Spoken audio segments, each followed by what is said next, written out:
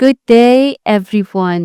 आज से हम लोग स्टार्ट करने जा रहे हैं बायोलॉजी का chapter number 7 which is enzyme. आज के लेसन में हम पढ़ेंगे metabolism. By the way, I am Kash, your visual teacher, and welcome to my YouTube channel learn with ease. हम कॉन्सेप्ट डिस्कस करने के साथ साथ बुक से रीडिंग भी करते हैं। बुक से रीडिंग के दौरान आपने पेंसिल और हाइलाइटर अपने पास रखना है ताकि हम शॉर्ट क्वेश्चंस को लिख सकें और इम्पोर्टेंट टेक्स्ट को हाईलाइट कर सकें। Are you ready? Go, let's get started.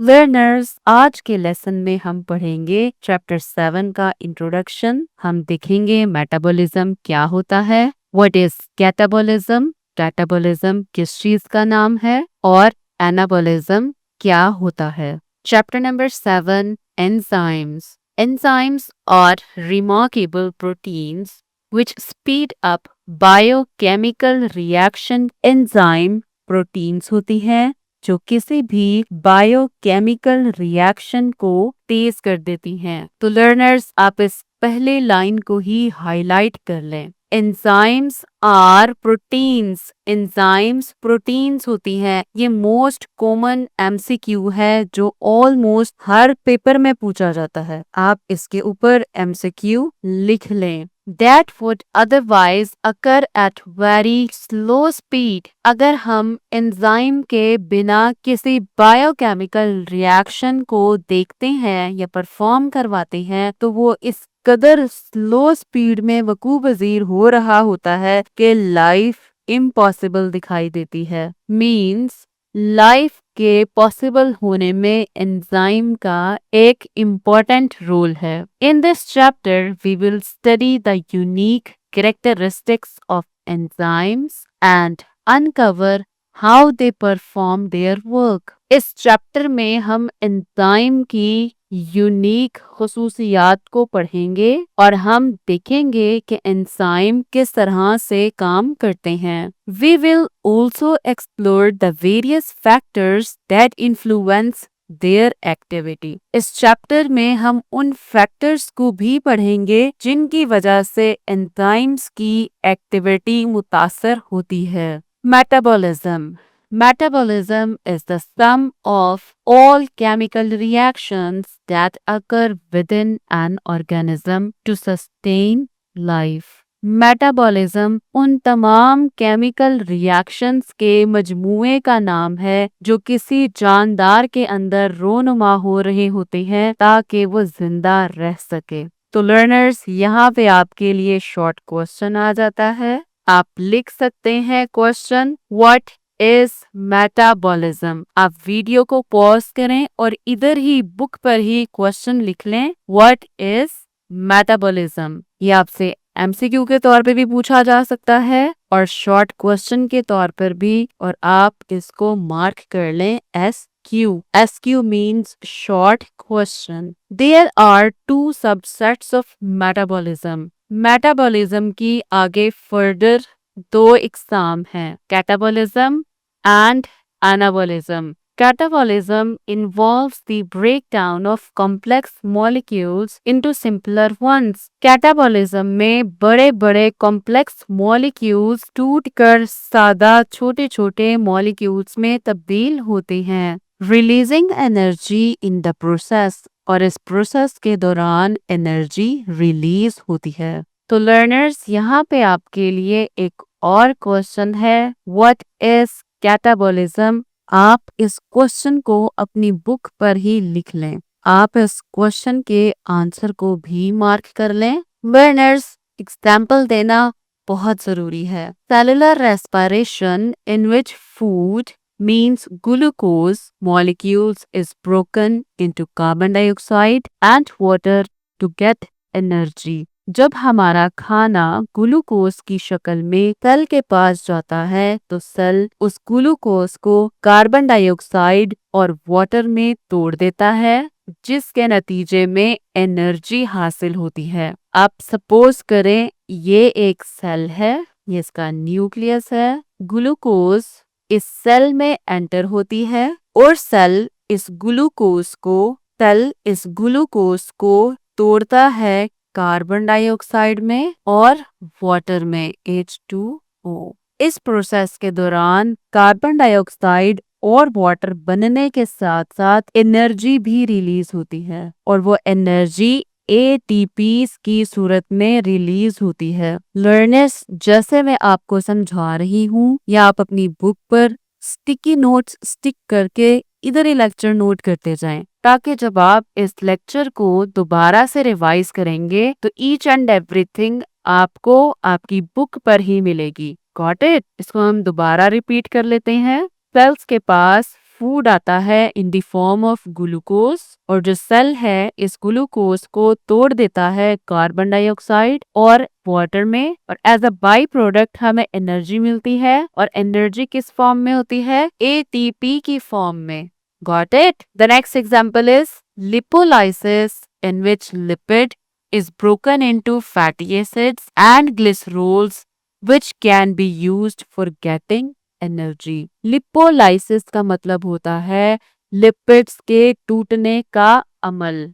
ये भी आप अपनी बुक पर ही लिख लें। Lipo means lipids and lysis means break down. तो ओवरऑल लिपोलाइसिस का मतलब हुआ फैट के टूटने का अमल। लिपोलाइसिस में लिपिड्स यानी फैट के मॉलिक्यूल्स को बॉडी तोड़ती है, जिसके नतीजे में फैटी एसिड्स बनते हैं और ग्लिसरोल्स बनते हैं और हमारे पास बहुत ज्यादा एनर्जी हासिल होती है। ये एनर्जी भी ATP की फॉर्म में ही हासिल होगी। इसको भी हम इक्वेशन की सूरत से समझते हैं। लिपिड्स जब टूटते हैं तो हमारे पास क्या बनेगा? हमारे पास बनेगा फैटी एसिड, हमारे पास बनेंगे ग्लिसरोल्स और हमें हासिल होगी energy in the form of ATP। Got it? Very good learners.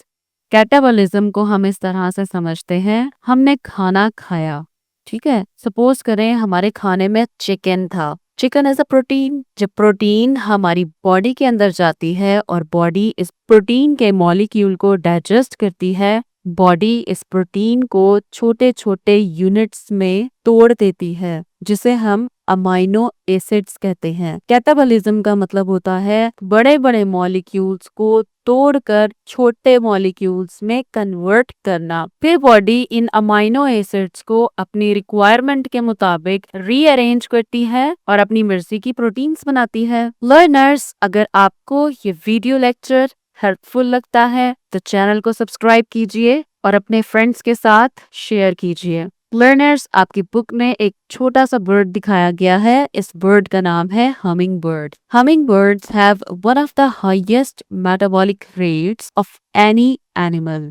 जितने भी एनिमल्स इस दुनिया में मौजूद हैं, सबसे ज्यादा high metabolic rate humming birds का होता है। They need to eat constantly to keep up their energy levels. Hummingbird को कॉन्स्टेंटली खाना पड़ता है, मतलब कॉन्स्टेंटली मीन्स बगैर रुके खाना पड़ता है। हमिंग बर्ड्स को बगैर रुके खाना पड़ता है ताकि वो अपने एनर्जी लेवल्स को मेंटेन रख सकें। लर्नर्स, जो इस तरह के बॉक्सेस होते हैं ना, ये बॉक्सेस इम्पोर्टेंट होते हैं। आप इनके ऊपर इम्पोर्टेंट मार्क कर लें। इस तरह के बॉक्सेस में से आपको MCQ पूछे जा सकते हैं। अच्छा लर्नर्स, मैं MCQ पे इतना ज्यादा फोकस क्यों करती हूँ? क्योंकि लर्नर्स, जब आप एंट्री टेस्ट देती है ना, तो वो जो आपका एंट्री टेस्ट होता है वो MCQ बेस्ड होता है। अगर आप अभी से MCQ पर फोकस करेंगे तो at the end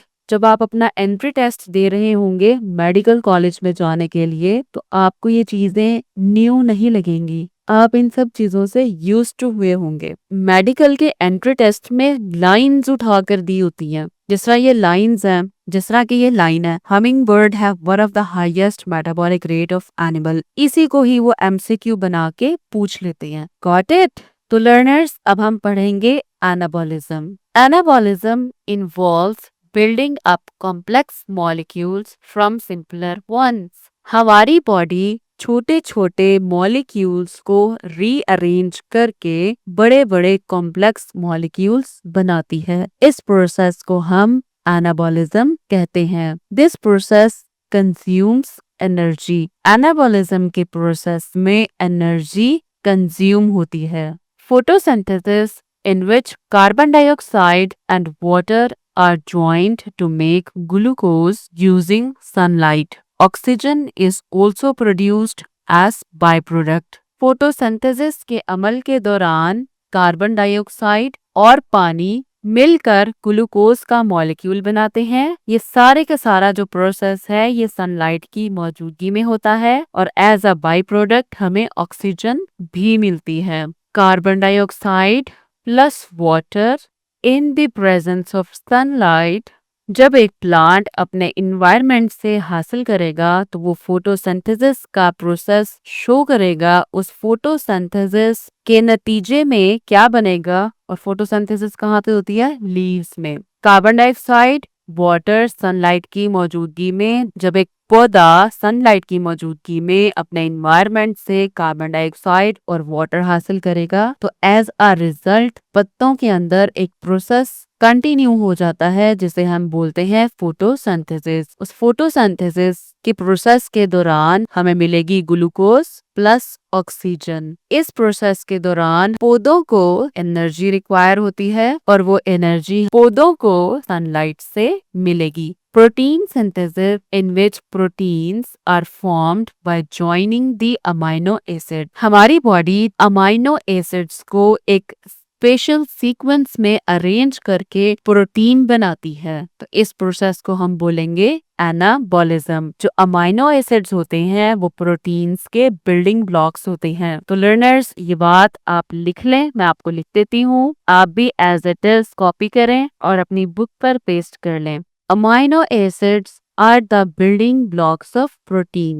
amino acids मिलकर प्रोटीन्स बनाते हैं। आप इस तरह से समझ लें, अमाइनो एसिड्स छोटे छोटे बिल्डिंग ब्लॉक्स होते हैं जो मिलकर एक बड़ी प्रोटीन बना देते हैं। लर्नर्स, इस टॉपिक से रिलेटेड एमसीक्यू फाइल का पीडीएफ लिंक डिस्क्रिप्शन में मौजूद है। लिंक को क्लिक करें और पीडीएफ फाइल फ्री में हासिल करें। लर्नर्स, ये डायग्राम आपकी बुक ने दिखाई हुई है। जो ये ऊपर वाली डायग्राम है ये कैटाबॉलिज्म को शो कर रही है। लार्ज मॉलिक्यूल्स टूटते हैं और छोटे छोटे मॉलिक्यूल्स में कन्वर्ट हो जाते हैं। लर्नर्स, आपको ये लाइंस दिखाई दे रही हैं। ये लाइंस इस डायग्राम में एनर्जी बॉन्ड को शो कर रही हैं। आप ये अपनी बुक में लिख लें, एनर्जी बॉन्ड्स। जब ये एनर्जी बॉन्ड्स टूटते हैं तो बड़ा मॉलिक्यूल छोटे छोटे मॉलिक्यूल्स में कन्वर्ट होता है और साथ में हमें एनर्जी भी मिलती है